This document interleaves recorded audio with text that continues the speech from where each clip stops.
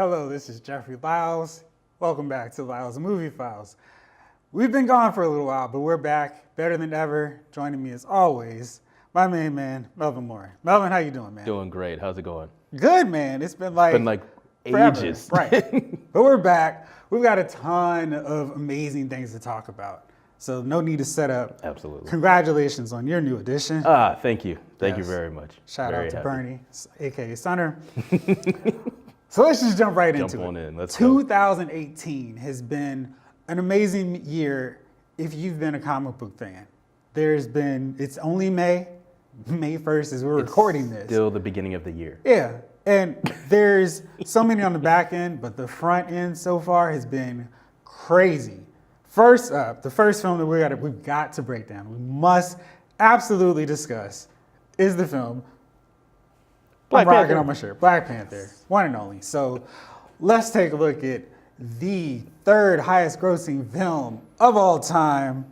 One more time, let's take a look at the trailer for Black Panther. You're telling me that the king of a third world country runs around in a bulletproof catsuit? Why don't you ask him yourself? Because he's right outside. Bingo. My king, Stop it. the Black Panther lives. A war is coming. That's damn calm. Watch me do my I hope you're ready, bro. Cause I'm just getting started. Let's have some fun.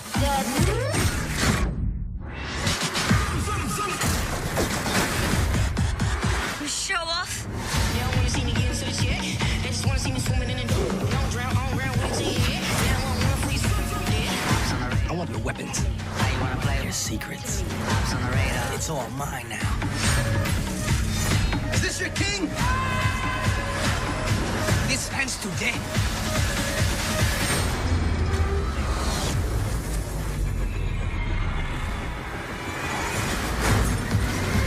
The Black Panther has been the protector of Wakanda for generations. Now it is time to show the outside world. Oh yeah. Now that I have your attention. That I couldn't even imagine. I've seen aliens drop from the sky. Yeah. But I have never seen anything like this. How much more are you hiding? Hold up. Let's go.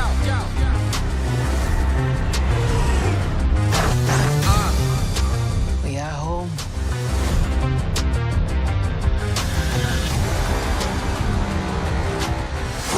My son, it is your time. Show me my respect and bow down. You get to decide what kind of king you are going to be. Don't freeze. I never freeze.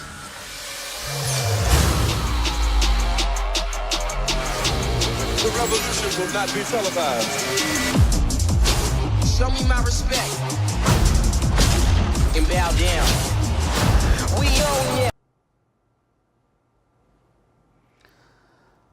So, just from watching the trailer again, Right. I'm like, wow, I'm back to February, moments after I finished watching the film for the first time, first of many, many times. And I just sat in the theater and the lights are slowly coming back on. I'm like, wow, this was special. I mean, this was the 18th Marvel Studios film. I have enjoyed most of them, with the exception of Iron Man 3. But Okay. all those movies I've like loved to different degrees. This one felt so different. It was that same, wow, I love that movie. But it also felt, man, this is more than a comic book movie. This is unique. When I wrote my review on LylesMovieFiles.com, I said, this is Marvel Studios' answer to The Dark Knight. That kind of film that non-comic book fans are gonna resonate with, want to see more than one time, maybe more than twice. But everyone's going to talk about it. Everyone's going to buzz about it. Everyone is going to become familiar with the Black Panther vernacular, everything about this amazing universe they're going to get so engrossed in. And then looking back now, it's like, wow, that all did happen. That movie, because I was talking with some of my buddies, and we were hoping maybe it'd do as well as Doctor Strange. Maybe we'd get over 90 million. Maybe it would get open to over 100 million. And maybe the final gross would be something around 200. That would be amazing. Justice League did 233, 223 million. In total, right? Right. Is that total. domestic or global? Domestically. And it was like, okay, if it makes that, that would be a big win. That would be so great. I'd be so happy that one of my favorite Marvel characters got to that plateau. It blew that away. When it started grossing higher than Star Wars, The Last Jedi, I was like, whoa, this is something. And then it started seeing Titanic in its sights, and it was like, whoa. And then it knocked past Avengers, which was the highest grossing comic book movie to that point ever.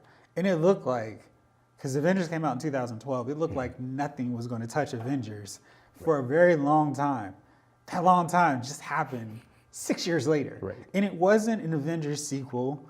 It wasn't the next Captain America, Civil War. It wasn't the next Iron Man. It was Black Panther, who we'd only seen in one film before. But just from that appearance in Civil War, the trailers, the soundtrack, the cast, everybody wanted in on Black Panther. Just this past week, in May, that came out in February, Black Panther was the 5th highest grossing movie of the weekend. Melvin, I can go on and on, but Yeah. let me get your thoughts on it. Ooh, I'll try not to go on and on myself. Okay. Man, I mean, like you just said, it fit everyone's ideal of what a movie should be. You had your comic book fans, or excuse me, what a Marvel movie should be, right? It had comic book fans. It hit MCU fans just for watching the last 17 movies, right? It hit themes that resonate today. You had women empowerment, you had Black girl magic, you had STEM. Here's this crazy scientist who's younger than us. Like, oh, she just knows more than Stark already, right? You had just themes of colonization and the effect of being left behind, or the theme of isolationism, where we don't want to be colonized and what that does to your mind. I mean, the think pieces are still being written now in May. It came out February. And not late February, not like February 28th. Like it was still cold. Yeah. Like we just finished Valentine's Day, and here it is. Like as you said, thank you, my son's born, and we just had the same weekend we had the baby shower. That's how long ago, you know what I mean? And we're still talking about this movie. And people are still going to the theater People to are see still it. seeing this movie the same time as the next Marvel product came. Yeah, it's crazy. So it's like, oh, that's sold out. I'll go see Black Panther for the 5th time. Right. Who cares? But this is a film that when I spoke to Nate Moore, he's one of the executive producers for the film. He said Marvel wanted to make a James Bond movie.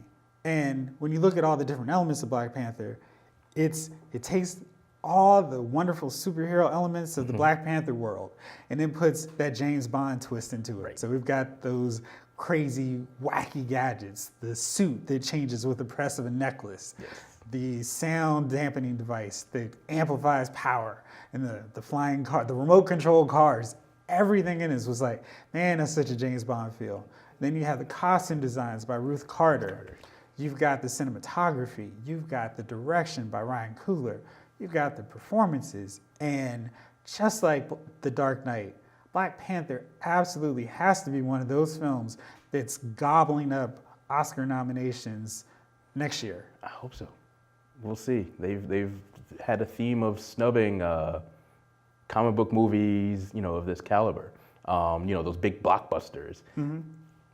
The Academy seems to snub these things, and they can't ignore this one. They can't. They cannot ignore this one. This There's one too many. blew it away. Yeah. I mean, of course, with the exception of Heath Ledger's, Right. post-human, Yeah. award, but So he got that Best Supporting Actor. I can't see why Michael B. Jordan doesn't walk away without that Best he Supporting kind of stole the Actor. show. He I mean, does. shout out to our HU fam, but It's like, okay. yeah, This is just as much the Killmonger movie as it is Black Panther. bingo. Yeah, and there's no reason Ryan Coogler's not in the mix for direction, for Black Panther 2. Yeah, I mean, Why wouldn't he be? Can we request a Killmonger prequel? I think It's not Marvel style, but I that think- would be kind of cool. I think like with Joker from The Dark Knight, the less we see about him, Yeah. the more it's up to our imagination. So we get to envision what led him down this path. Right. And I think seeing that would diminish it a little bit because there's no resolution. There's no happy ending at the end of a Killmonger Right. movie. Right. It's just him like, oh, this is that weapon from Wakanda. I've got my ticket in. And he meets with Claude. Maybe that's the end of the movie. Right. But it wouldn't be that feel good that you would kind of associate with a Marvel movie. True. Maybe not up until lately, but yeah. Yeah. So lots of great stuff. Marvel has already put out the Blu-ray information. It's coming out, I believe, this month. I thought it was this week. Am No, I not this mistaken? week because I'm not at Best Buy right now getting a copy. So was it the can't be 4th. this week. Okay. But it's very soon. So you can still go to the theaters if you want. Okay. Or you can watch it a million times at home. I'll probably be doing a little bit of column A and a little bit of column B. So looking forward to that one. And Kevin Feige's already said that Ryan Coogler is the only person they want to direct the sequel to Black Panther. Perfect. Yeah. And He is very talented, and shout out to him. Yeah. My goodness. it was his third movie. Third. It's like, how do you go from Fruitvale Station to Creed, which was one of the best Rocky films, Right. to one of the best Marvel films? It's crazy. The third greatest Yeah. film in all time. Right. It's like, Jesus. so Marvel, with Black Panther alone, being the number 3 highest grossing film all time, that would have been a great year for any other studio. Marvel's like, hold my beer. We've got this small indie film called Avengers Infinity War, and we're going to see how that does. And this was the most ambitious, epic spectacle of a comic book movie ever. I think the only thing that's going to rival it is Avengers Part 4. Yeah. So let's take a look at this trailer for Avengers Infinity War.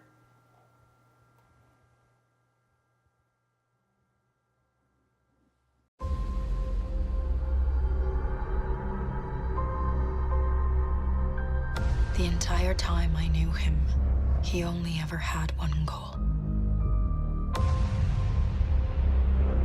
To wipe out half the universe. If he gets all the Infinity Stones, he can do it with the snap of his fingers. Just like that. Tell me his name again. Thanos.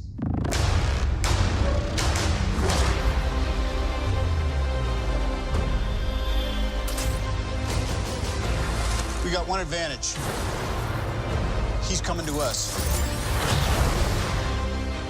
We have what Thanos wants, so that's what we use.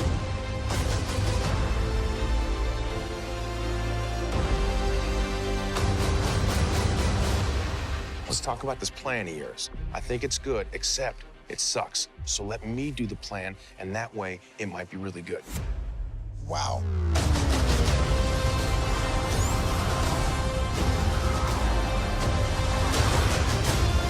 The end is near.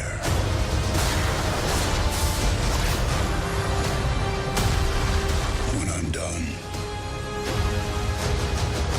half of humanity will still exist.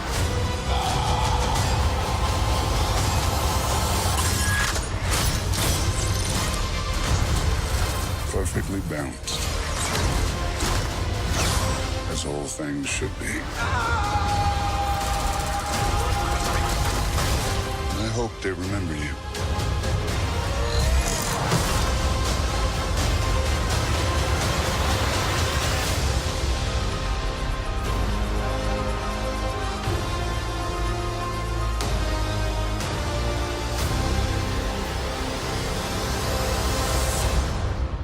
I'm Peter, by the way.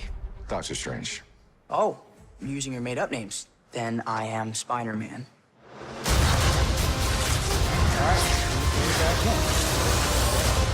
And oh my goodness, that trailer, Marvel does an amazing job with their trailers. We talked about this before. We've done that before. But if you watch that trailer after watching the movie, it's so much misdirection. And you kind of have an idea from watching the first one and the second trailer how you think the movie's going to play out. That trailer's like, yeah, no, not at all. This is nothing like the movie. And it's so cool because you see these pieces like, oh yeah, that did happen, Yep. but not at all the way you think it's gonna play out. And it's like harkening back to that Last Jedi, this will not end the way you think. Exactly. And so Marvel Studios kicked everything off with Iron Man back in 2008. And I was just really happy that that film got Iron Man right. And I left out of the theater. I didn't see a post-credit scene. I was just happy, like, wow, they did such a great job with Iron Man. He wasn't in a black metallic suit. He wasn't outside of his armor for 90% of the movie. And he didn't take his helmet off at the start of his fight, just so we all know it's Robert Downey Jr. underneath the armor. Right. They did everything right with that movie. They threw in some Easter eggs for his fans. We got a Stan Lee cameo, and I was happy. I was content. That's all I wanted from an Iron Man film. Then I learned I missed something very important. Samuel L. Jackson shows up at the end of this film, and we get this tease of an Avengers film. And it's like, whoa, you guys are gonna do something so ambitious. You're gonna set up these small movies to build up to Avengers. And so we had Hulk, we had Incredible Hulk, we had Iron Man. Let's not confuse. Yeah. There's a big difference, huge, massive difference. Shout out to Ang Lee. So we have Iron Man 2, we get Thor, then we get Captain America, the first Avenger. I'm pumped, I'm excited. We're going to see the Avengers in a movie. And it wasn't something they just slapped together. It wasn't an X-Men film, it wasn't a Fantastic Four film. This was the Avengers. And when I saw that in 2012, I was like, wow, this is the peak, the pinnacle. It's not gonna get any better with superhero movies than this film. Then we got Captain America, the Winter Soldier, and was like, okay, maybe Avengers can go to a second tier status now. Then they started putting out more films. We got Thor, the Dark World. Guardians of the Galaxy made people care about a talking tree and a raccoon. Blows your mind. It's like, they can do anything. Then we got Ant-Man, who should have been back in the first Avengers film for all his comic book purists. But his movie worked. And his was the one was like, this is gonna be the one time that Marvel's gonna drop the ball. This is gonna be the film. And we're all gonna give them that mulligan because everything they've done has been so amazing. Ant-Man was good. And it was like, whoa, they can do anything. Then we got Captain America Civil War, which was amazing. We got the introduction of Black Panther. We got Spider-Man in this film. We got Giant Man in this film. Everything that came together so perfectly. And that was just 2015 slate. So then 2016, we get some more good movies. I think maybe it was 2016. Then the 2017 films are amazing. We get Guardians of the Galaxy Volume 2. We get Spider-Man Homecoming. And then we get Thor Ragnarok. Once again, they can do anything. They can take arguably the characters have the weakest trilogy of films. This will be such fun. Lead us directly to Infinity War. And it's like, oh wow. The comic book peak, the pinnacle of great comic book movies has risen to such a high level that DC, that Sony, that Fox are just looking like, man, second place isn't that bad after all. What did you think about Infinity Wars? I think Infinity War showed that Marvel really can do anything, as you said. I thought they would screw the pooch on Guardian of the Galaxy the first time. Once I saw that the talking rocket actually played well, I was just like, well, they can do anything. And then Civil War, Black Panther, of course. Then the Infinity Wars. I was like, this isn't gonna be as good as Black Panther. I mean, look at what Black Panther has done. Right. Holy moly. I mean, Infinity War for us purists did exactly what it needed to do. For people that came into the MCU, they're like, okay, I want to see where this goes. I want to see where this goes, and silence. Right. For people that just came in, from, the Black Panther hype, again, silence. And you can see some shock on some people's faces. And awe. And awe. Thanks. Nice. Nice inside joke. But you could also see the smiles of the purists the ones that read the Infinity Gauntlet, which is this is what it's based on. I want to say loosely based, but it's not even that loosely based. So I'm curious to see where they're gonna go with 4. I went back to my phone immediately and said, when is 4 coming out? May 9th? Not soon enough. Yeah, exactly. May 9th next year. So I'm like, let's go. So we got Ant-Man coming out, and I'm like, I guess that'll help some Marvel fans until the end credit scene, until someone, until all that happens. And then I just want to see also how they link it to the other Marvel shows. Daredevil, Shield, Agents of Shield. I like to differentiate Shield and Agents of Shield because they're 2 different shows. Sorry. Way different shows. Yes. Agents of Shield. Agents of Shield. They have been so closely tied, and they just, this effect, we have to clean this up. This happened. Oh, Civil War happened. Not Civil War. What was the one before? Winter Soldier happened. We got to clean this up. So I'm looking forward to seeing how this affects the Shield, Daredevil. Luke Cage was just coming out soon. We saw the Punisher coming in between time. Let's see what happens. So I'm curious to see how the whole universe is affected. Last thought. I'm completely converted to a DC universe hater. Except for the animated stuff. There's nothing they can do that can top these 2 movies that came out in the beginning of 2018. I don't see any hope for. Aquaman might be a good movie.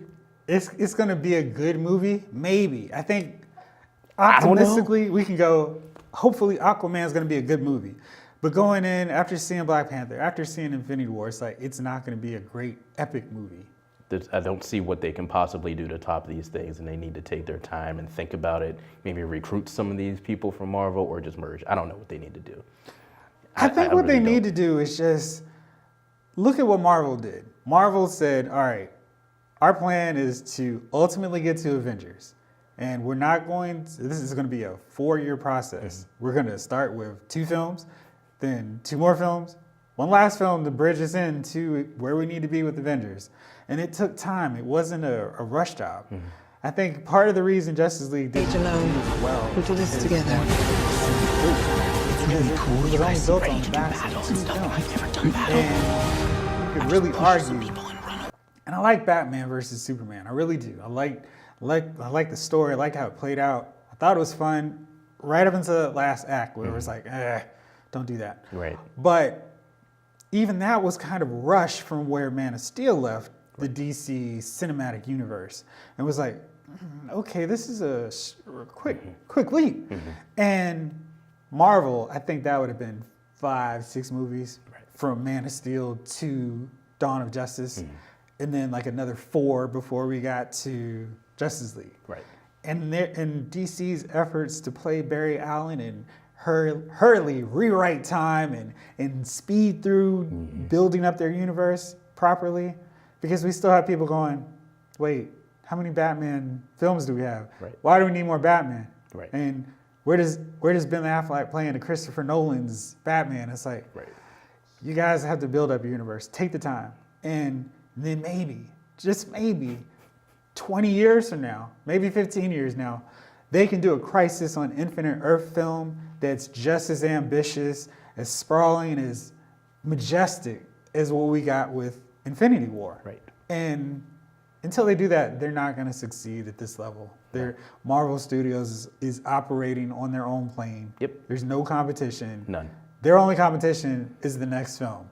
Or themselves. Exactly. Yeah. And it's just Right. just that simple. I mean, there is Fox Marvel, but we don't. Yeah, exactly. Is there? Yeah. We don't count. We don't know about that anymore because there's a whole merger and all that stuff. One last thing about DC. I feel like the order of the superheroes was off as well. If they did Man of Steel, waited a couple years, did Wonder Woman the way they did Wonder Woman, I think DC would be on a better footing and then do maybe a separate Batman movie. I think the order was a little off as well. But like you said, they rushed it. They didn't think that one through. And the one thing that Marvel Studios has not done, despite 19 films now, is have a supervillain team versus a superhero team movie. And maybe a Justice League 2 could fill that gap and beat Marvel Studios to the punch with that, because the one massive success that Warner Brothers had was Wonder Woman. And that's because they beat Marvel Studios to the punch in getting a female-led superhero film. Right. And it captured all that excitement. Next year, Marvel Studios has Captain Marvel coming, but nobody knows her compared to everyone who knows Wonder Woman. Right. And they can keep building excitement, but it's not going to have the same level of excitement as Wonder Woman. I think that if you throw a movie with Joker, Lex Luthor, Bizarro, Cheetah, etc., Sinestro, Reverse Flash, Merlin, versus the Justice League, I think you get a lot of people's attention. Exactly. Maybe not on the same Infinity War level, but you can start getting folks paying attention and like, oh, I want to see that. Right. But until they do that, I don't know, man. It's a wrap. Well, do you want to touch on the whole, well, what do, in general, movie studios do? Here you got these blockbusters that Marvel Disney is putting out. Now, what does Fast and Furious do? Although they've proven, like, look, we can do whatever we want to do. What does, now you see Mission Impossible is coming out again with Tom Cruise, which still looks good to me. I think there was an article about what, what do these studios do in the face of all these blockbusters? My answer, of course, is always going to be compete. I mean, back in the 80s, compete with such big budgets. Well, in the 80s, you saw Star Wars, Star Trek. They were putting out films every other 2 years. And everybody was complaining, oh, all these movies are sci-fi. And you saw those bootleg sci-fi films like Battle Beyond the Stars, which I like. But it was a low-budget Star Wars, Star Trek. I do. I love that movie. I really, really do. You had your fantasy films like Crawl, the Whack Masters of the Universe film. You had these films that were trying to reach that level. Flash Gordon was a cult hit, but everybody was trying to compete with them. Maybe not on that same level, but nobody, it's not a matter of everybody has to try to do a sci-fi film. You just have to create your own franchise. You've seen Universal do that with their monsters, which have been terrible. And nobody's interested in watching those. I guess. But they're giving it a go. You've seen this making of a Godzilla and King Kong franchise. It's not quite the same thing. Right. I think you brought up the best Transformers. You brought up the best example. Fast and Furious wasn't trying to do a superhero series. They weren't trying to do what had been done before. They built it on a fad of racing cars, expanded it to a family racing cars, and then evolved it to an action blockbuster franchise. The result is multi-billion-dollar films that show no sign of slowing down. Exactly. Yeah, and nice pun. Thank you. And they're doing their thing. And I don't think, so James Cameron's saying, I hope this superhero fatigue sets in soon. But he wasn't saying that when he was the one steering the sci-fi with Terminator, with Aliens. He was like, look, everybody else can just keep up. I'm the king of the world. And now he's, I'm being left behind. I'm just like, I think I did actually comment on that article. Where it's like, he kind of cried like, oh, I need Marvel to stop making all these touchdowns so people can pay attention to my field goals over here. Right. I'm like, dude, I mean, the colonization film of Avatar was a nice visual movie, but the Cowboys and Indian theme didn't really sit well. You know what I mean? Yeah, and then he's working on Avatar 2 and 3. I'm like, I don't like, care. For what? Yeah, that ship is long. Didn't they kind of went, literally, that ship is gone. I saw the end of the movie. Right, I don't need to go back. Right. It's like, hey, anybody interested in Titanic 2? No. Not at all. So he needs to catch up. Yes. All right, so then we've got all these other exciting comic book movies. They're going to be a little lower, like on that third tier, and Avengers just takes A and B. So moving on to the C level, we've got some intriguing films. We've got Deadpool 2, which looks funny, and Ryan Reynolds killed it in that first film. And everything that I've seen so far in the sequel, or the trailer, looks good.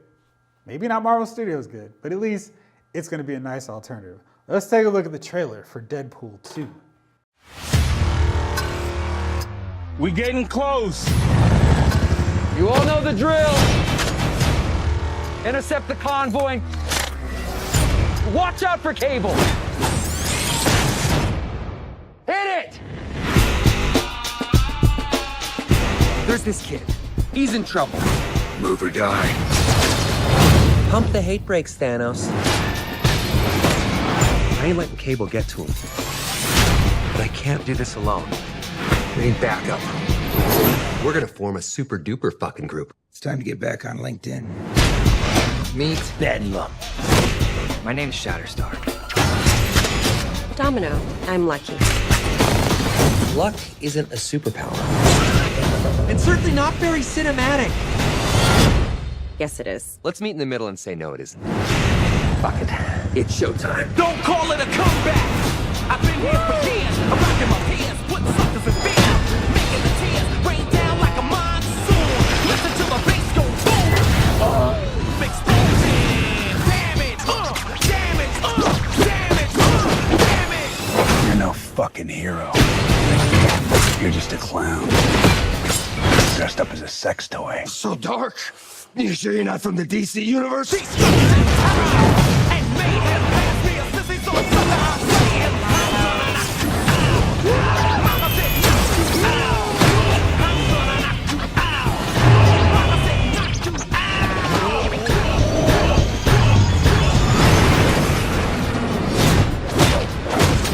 Bring it on, One-Eyed Willie.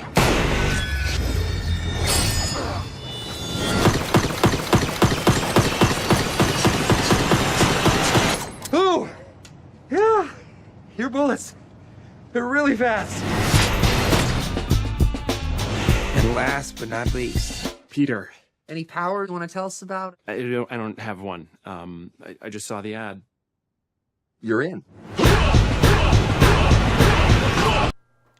So I don't understand why other studios don't understand. You can't beat Marvel Studios at the epic storytelling superhero film. But there are some little pockets available, like an R-rated comic book film like Deadpool. What are you thinking about this? They're doing what they should have done with Deadpool years ago. No one's forgot about Origins of Wolverine. They keep trying to. They keep trying to. But what they did with Deadpool is perfect. You stick with the source material and branch off maybe a little bit from there to catch the people that aren't used to the source material. Mm-hmm. It works. It's worked before. It caught us at an early age. So what do you expect? Deadpool is a great character to have on a screen, right? Mm-hmm. Ryan Reynolds, we've always said Ryan Reynolds should play Deadpool, period, in a discussion. Not this guy, Deadpool. The end. That's it. Exactly. Still waiting for Jonathan Stewart. It's real talk. No, this is going to be a great movie. You got Domino. You finally got Cable. We're leading up to X-Force, which I can't wait for. So I guess we got to do something different than this because now another film stole this one. I'm okay with that. Yes. But they popularize it for the masses. Which is fine. Yes. Which is okay. No, I can't wait to see this movie. This is great. Yeah, well, you mentioned X-Force. X-Force may not be a Fox property much longer if this deal goes through. That's a good point. Dark Phoenix, X-Men Dark Phoenix, is allegedly going to be the last film coming out from Fox after this merger with Disney, which hopefully means very soon we're going to get much better X-Men films because they're going to be part and handled by Marvel Studios. That's exciting. And an X-Force by Marvel Studios could be fun too. So we'll see how that plays out. All right, so next up, back to Marvel Studios because this is a Marvel Studios world. We're just watching them. So we've got the next adventures of Ant-Man and Wasp. And this is a little interesting because this one takes place before the events from Avengers Infinity War. Everyone who's already seen that film, and there's a lot of you, know that there is some funniness going on and why they're not around. And that needs to probably be addressed. And that's been some of the buzz with this trailer. So let's take a look at the new Ant-Man and Wasp trailer. So, how long have you been Ant-Man again? Not long. It just sort of happened. I wish I could fight bad guys like you. I seem to mess it up almost every time. Maybe you just need someone watching your back.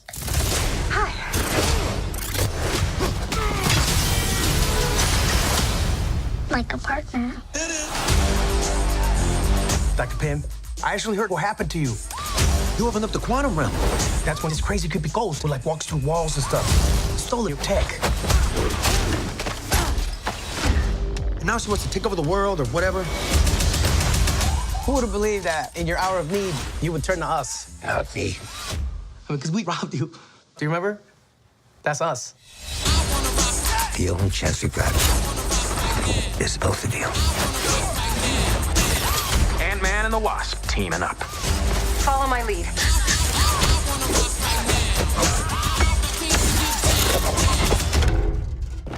She seems more intense. No.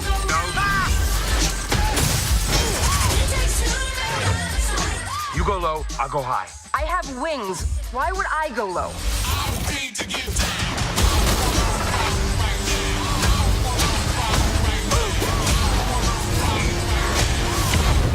We're gonna die. I don't want to die. We didn't die.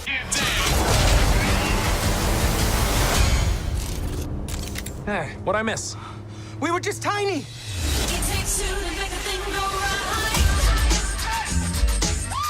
I was partners with Hank on a project called Goliath. How big did you get? My record, 21 feet. You? 65 feet. 65. If you two are finished comparing sizes, 65. This looks like a lot of fun. And I think people are really going to need a lot of fun after seeing Avengers Infinity War. And I don't know who's decided that these trailers need 90s hip hop, but I'm loving it. I mean, Rob Bass, DJ Easy Rock, LL Cool J, loving it. Keep it up. I can't wait to see what's next on that front.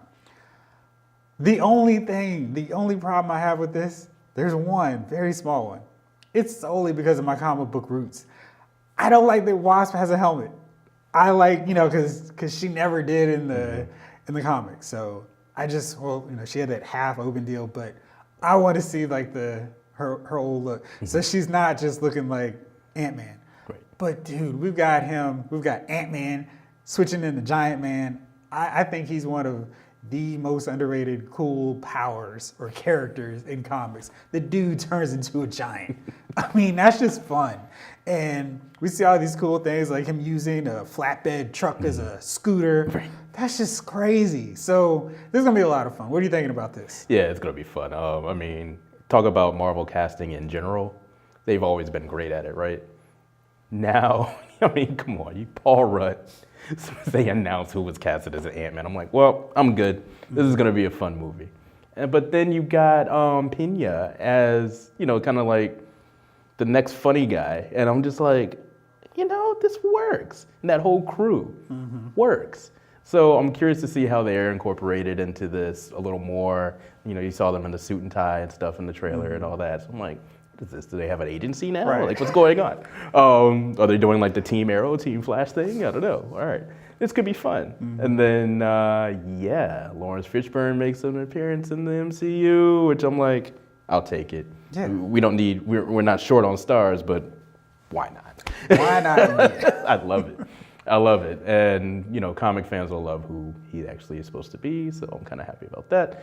But I guess my only hang up about this movie is how is it tying into Infinity Wars? Like, how is it tying into it? So I'm hoping there's some mid-credit, end-credit scenes to where we can see what's happening or what's happening. I have my theories, but yeah. Isn't that like the smartest marketing ploy though? How does this movie connect to Infinity War? Exactly. It's like, man, whoever's coming up with these ideas for how to release these films is pretty smart because Ant-Man and the Wasp, you probably get a lot of people interested in seeing it anyway, but the tie-in, the how it matters, is just like a comic book. Like, hey, how does this connect with this big story? Stay tuned. In the next chapter, Captain Marvel, how does this play into it? It's a lot of fun. They've come up with a great strategy in terms of building anticipation for each chapter in this Marvel Marvel Studios Cinematic Universe release schedule. All right, now we're gonna move over to a Sony film that is continuing desperately to make something out of this Spider-Man universe that's not connected to the Marvel Studios Spider-Man. We're gonna look at Eddie Brock, and Eddie Brock is one of the acclaimed, most long-tenured now Spider-Man villains named Venom. And Venom is basically an evil version of Spider-Man. He's a big bully, and he torments and makes Peter Parker's life miserable. That's not what we're gonna get in this Venom spinoff, which is looking like it's going to be a horror / anti-hero spinoff. Not as excited about this one, but maybe this trailer will help change my opinion. Let's take a look at the Venom trailer. You should be extremely afraid.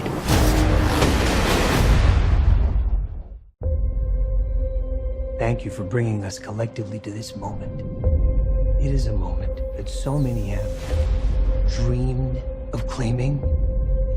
History starts today.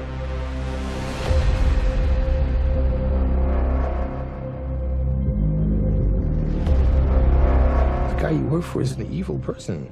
I don't work for him. My firm works for him. Are you gonna behave yourself tomorrow? I told you I'm gonna do my job. I'm a reporter. I follow people that do not want to be followed. What about the allegations that you recruit the most vulnerable for tests that end up killing people? Your time to go. You finished, Mr. Brock. Was that a threat?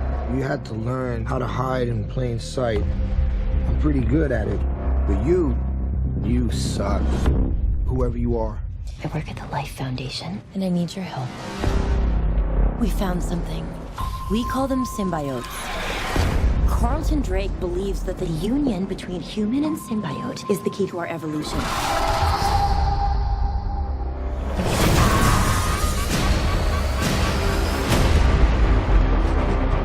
I'm feeling really sick. I'm hearing a voice. Eddie.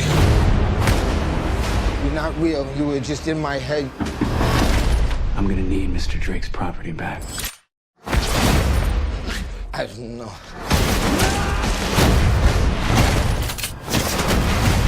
Why would we do that?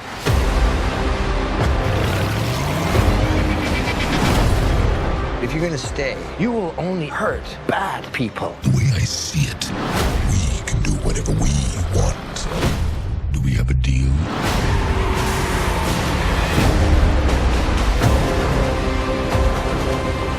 Are you willing to sacrifice the one thing you hold most dear? You should be extremely afraid.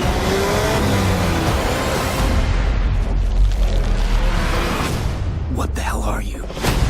We are Venom.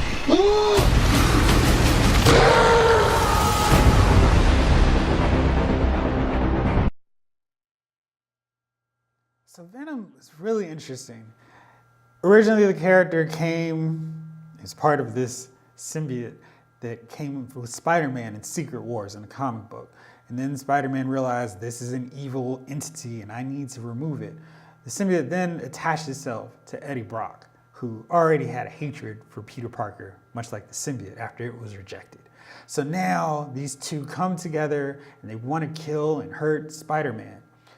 When you remove that Peter Parker from the equation and then you tie it to corporate America trying to weaponize a symbiote, I'm not quite sure it works as much. I think this is probably the best they can do if they want to eliminate all the Secret Wars Spider-Man connection to it. But Gunnar, is it enough to sell you on this film? This movie looks terrible. Where do I start? Okay, first, you started it. Eddie Brock and the symbiote have a mutual hatred. This is why they merged. Peter Parker. The symbiote, however they pronounced it there. The symbiote hated Peter Parker for rejecting him. Eddie Brock hated Peter Parker for what he did and got him fired at the Bugle and all this stuff. And he was not a benevolent reporter either. In this movie, he's like a benevolent reporter trying to expose what they're doing and all this stuff. In the wrong city, might I add. So I'm wondering if there's some backstory or whatever between, unless there's some backstory between the symbiote some kind of coming of age story between both of them where Peter Parker's in the middle, I'll be a little more okay. I might still see this movie just to see how bad it is. The only great part about this trailer is like when they merge and finally be like, we are Venom. I'm like, cool. It looks like it's gonna be cool, but it looks like they're gonna slow roll him being Venom and all this stuff. The storyline's all weird. Again, why is he in LA? Like, I feel like this is like when X-Men tries to pull some of the source material and make their own movie for the non-comic book fans. So they'll be like, oh, who likes superheroes? Like, oh, well, this is whatever. I've never read the comics, so this could be cool. I mean, and then first of all, and then what? Does he have spider powers? Because that's the whole point of Venom. That's why his name's Venom. He's the anti-Spider. Right. They'd be better at making a Carnage film. I don't know. I mean, I don't know. Even that would be terrible because there's like 2 different source materials over there. So I'm very skeptical to the point of don't really want to see this. Funny you mentioned that because rumor has it that the villain in the Venom movie is Carnage. Yeah, that makes sense. Yeah. I mean, that's around when in the comic book lore when Venom became an anti-hero during the second wave of Maximum Carnage or something like that. Remember way back when? Oh yeah, of course. Maximum Carnage, the video game, everything else exactly. was stupendous. And then basically made Venom team up with Spider-Man to defeat Carnage, who was just like this. I mean, the namesake. Nuts, I mean, just imagine the Venom symbiote. For those that don't know, imagine the Venom symbiote as a serial killer drug addict. Yeah. And in the 90s, nobody cared that we read this stuff as children, but whatever. Back then, we didn't care. Quality entertainment. No child seats, whatever. Yeah. All right, well, back to quality entertainment. We're going to go to the small screen now. We're going to take a look at one of CW's newest superheroes. The show Black Lightning was originally set to be on Fox. Fox decided it was a better fit for CW, and they happily took it, all 13 episodes. They've already renewed it for a second season. And Black Lightning is very unique amongst the rest of the superhero shows. It features a family, and it features a Black family, and they don't shy away from contemporary Black issues. And it's just a really well done show. There's not the usual foolishness that we've seen from a lot of the CW shows. And with 13 episodes, they really didn't have to waste time and fluff out some storylines that didn't need to. It was nice, tight, precise, and an excellent, excellent show. Let's take a look at the trailer for Black Lightning.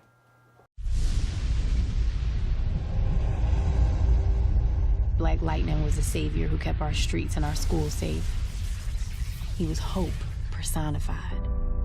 But he was also Jefferson Pierce, my father. Take me to the edge of what can break me.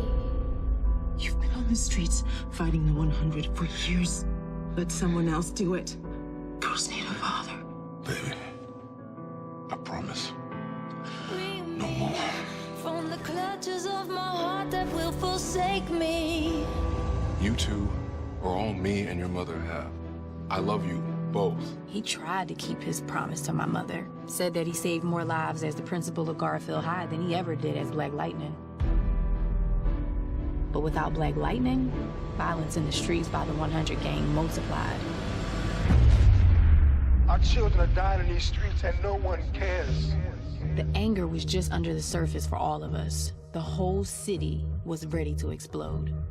He could only bury who he really was for so long. The city is getting more and more dangerous every moment. I'm just trying to keep you safe. Excuse me? I'm not afraid of the 100. Yes, you should be.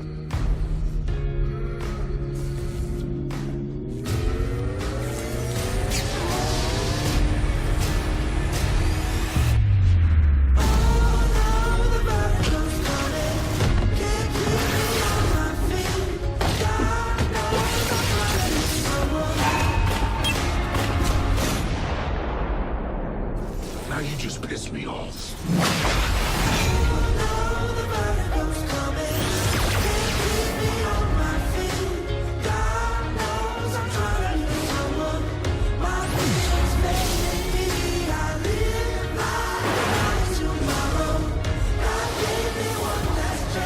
If you mess with me, my sister, my mother, or the innocent in the city, you're gonna get lit up.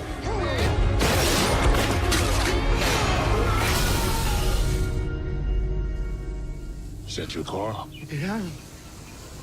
It was nice.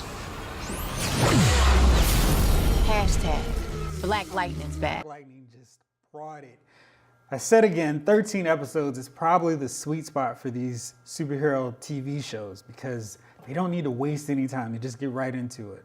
And one of the things that really worked with this was they really incorporated the family dynamic. So it wasn't this waste of time where he's got to keep his identity secret. I'm not going to spoil too much, but it's out on Netflix. You can see all 13 episodes right now. But they focus on the family and they make his non-superhero moments worthwhile. So it's not just 100% Black Lightning, and it's not this sense where this is a really boring show until it becomes Black Lightning. As a principal, running a school in an urban district where gang violence is all around, drug deals prevalent, and child pregnancies, all the things you see, right? And this principle is about empowering his students, making them believe that they can achieve greater things. And it's cool seeing that figure on a TV screen encouraging Black youth. And it was just so good. Like the soundtrack, every episode had songs that fit for that moment and were just so appropriate. I could rave on more, but let's hear your thoughts on it. Yeah, you touched on something I was gonna say. How they split up Jefferson Pierce and Black Lightning and what they do differently for the good of the city, the youth, or everyone for that matter. They really did a good job with that. Like we always talk about how hard it is to find a Bruce Wayne and a Batman in one person. They definitely found a Jefferson Pierce and a Black Lightning in one person, and they depicted them very well, right? And my only gripe is like the costume, because I was just like, it looks a little more like an Iron Man suit, but we'll leave that alone. That's like one mulligan I can give them. Right. That's the only thing everything else about this show was amazing. You just said 13 episodes. Yes, there were no filler episodes. Not one. You missed one, you missed a few things that were kind of key to the show. Right. Good villains, plural. The casting, the acting, the writing, you really couldn't, they didn't do anything wrong here.